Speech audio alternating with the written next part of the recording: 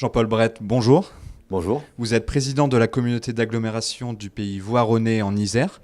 Donc, le projet de loi de égalité et citoyenneté présenté en Conseil des ministres en avril dernier prévoit de réformer les processus d'attribution des logements sociaux. Mais en 2011, votre communauté d'agglomération a décidé d'expérimenter des méthodes plus transparentes d'attribution de ces derniers. En quoi cela consiste ? Alors, il s'agit de ce qu'on appelle location active ou location choisie.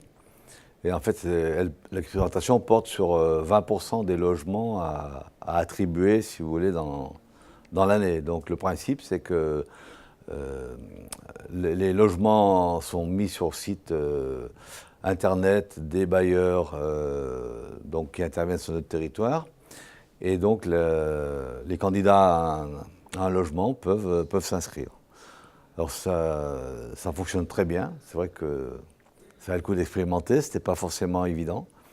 Alors on se rend compte que ça intéresse beaucoup les jeunes notamment, qui ne savent pas faire la démarche d'aller dans une mairie, demander un imprimé de demande de logement, de remplir un dossier. Donc là, je veux dire, pour eux, c'est facile. Et c'est vrai que ça évite de stigmatiser le logement social. Finalement, on vient dans un logement social comme on vient dans un logement classique. Quand on cherche un logement classique, eh bien, c'est la même démarche finalement. Et alors, donc, il y a un rajeunissement des demandeurs. Il y a un nombre de demandes assez homogène, selon les typologies de logements et même leur localisation. Et donc, on est vraiment très, très satisfait de cette expérimentation. Alors, pourrait-elle porter sur 100% des logements? Certainement pas. Parce que c'est vrai que quand même que pour appliquer une politique de peuplement, il faut malgré tout... je veux dire que la collectivité, que les bailleurs dans leur globalité gardent un peu la main. Mais enfin, en tous les cas, c'est vraiment quelque chose de très, très positif. Et cette expérimentation concerne uniquement votre communauté d'agglomération ou d'autres intercommunalités aux alentours de... Alors c'est vrai que la métropole grenobloise et la CAPI, donc Porte de l'Isère, ont eu la même volonté. Sachant qu'on a pris de l'avance sur eux. Je pense que nous, ce qui se passe, c'est qu'on n'a que 3 bailleurs principaux. La CAPI, qui comprend la ville de l'Île d'Abo, a beaucoup, beaucoup plus de bailleurs. Et l'agglomération grenobloise également. Et c'est vrai aussi que dans le pays voironnais, on a un comité local d'habitat qui a plus de 20 ans et qui attribue donc 20% des logements dans toutes les communes. Donc c'est vrai qu'on a déjà... nous, une pratique, si vous voulez, de l'interco, où l'interco intervient dans l'attribution des logements. Et donc le projet de loi égalité et citoyenneté changera quelque chose au sein de votre interco ? Certainement un peu, oui, bien sûr, parce que il y a d'autres aspects à cette loi, mais on peut dire qu'on y a quand même très bien préparé. Donc vous êtes le partisan également d'un projet métropolitain équilibré avec la métropole de Grenoble et le Grésivaudan. Ouais. Pourquoi voulez-vous un tel rapprochement ?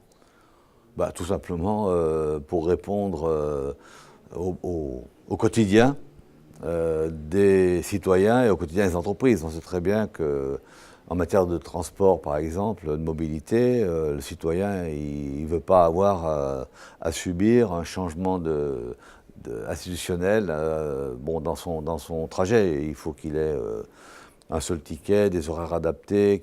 Donc c'est vrai que cet aspect est important. Dans le monde économique également. Le monde économique, bien évident que nos entreprises sont toutes en réseau, en relation. Les entreprises du Voironnais ont forcément besoin, si vous voulez, du pôle de recherche, développement pour l'universitaire grenoblois. Donc il est bien évident qu'on ne fait que s'adapter, j'ai envie de dire, à une réalité de vie. Donc ces alliances sont stratégiques selon vous ? Elles sont stratégiques et nécessaires si on veut faciliter justement la vie économique. Je veux dire, il faut qu'on ait des politiques qui soient tout à fait coordonnées, tout à fait complémentaires et donc concertées. Et comment est accueilli ce projet métropolitain au sein de votre communauté d'agglomération et aux alentours ? Alors, en matière de déplacement, il y a unanimité. Évidemment, on voit bien tout l'intérêt. Et là, il est important aussi d'associer le département et la région. Parce qu'en matière de mobilité, de compétences, évidemment, il faut réunir autour de la table toutes les AMO.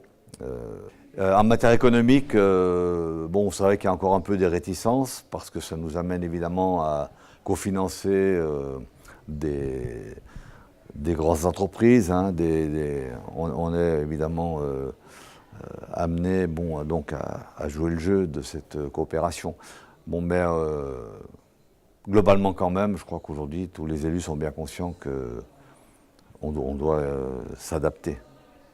Votre comité d'agglomération a également élaboré en 2012 un PCET, un plan climat-énergie territorial, et vous êtes devenu également lauréat de l'appel à projet du ministère de l'écologie, l'appel à projet territoire énergie positive. Mais la loi NOTRe a désigné la région comme le chef de file de la stratégie territoriale en matière de maîtrise de l'énergie, avec un schéma. Donc, et les intercommunalités endossent un rôle de coordinateur local. Comment se passe l'articulation entre les intercommunalités et les régions sur ce sujet ?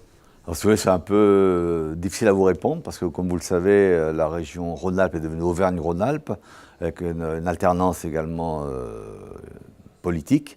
Donc notre nouvelle région n'a pas encore complètement pris ses marques et complètement affiché ses politiques. Mais enfin bon, ce qui nous est quand même dit oralement, c'est qu'évidemment c'est une thématique que la nouvelle région reprendra complètement à son compte. Je précise d'ailleurs qu'on a un territoire TEPOS en association avec le parc de Chartreuse. Et il y a eu là ça nous a été imposé. Bon, alors ce n'est pas du tout un problème, je le dis, puisque on travaille avec le parc, notre voisin, c'est pas du tout problématique. Mais on est deux territoires. Donc vous dites que votre région a évolué avec la réforme territoriale. Comment se passent les relations avec une nouvelle région, comme vous le dites ? Ben là, on est encore dans l'attente, puisque la CTAP ne s'est encore pas du tout réunie. Et la région n'a pas encore dit comment elle comptait associer les intercommunalités à l'élaboration des schémas. Donc elle a maintenant la responsabilité. Hein. Alors c'est vrai qu'en tant qu'ADCF, on essaye de faire préciser les choses à la région, mais pour le moment, on est encore en attente. Merci Jean-Paul Brett. Je vous en prie.